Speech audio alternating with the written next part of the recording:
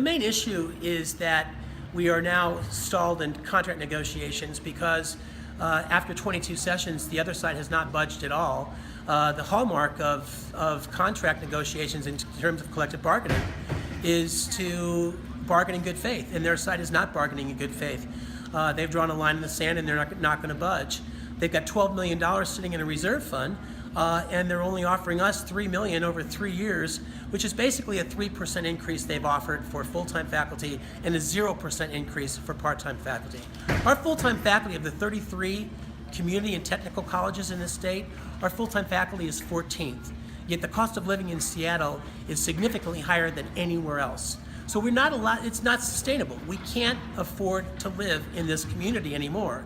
So you've got, for example, a colleague of mine, physics PhD, tenured, been working here for 3 years. She can't afford a one-bedroom apartment. She has to have a roommate to be able to afford to live in the community she lives in.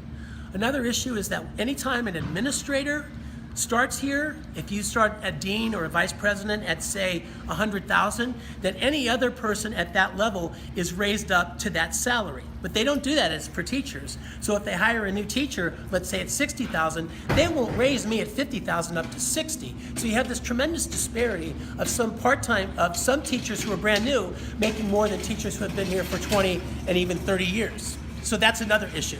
The main thing, though, is that every time we talk about how we can't afford to sustain this level of pay, the Board of Trustees blames it on the state legislature, and the state legislature blames it on the Board of Trustees, and frankly, the teachers don't care anymore. All we know is really good teachers who are dedicated educators are now having to go and work at Target and Amazon and Home Depot because they can't afford to buy Christmas gifts for their family. So, I'll make a call today.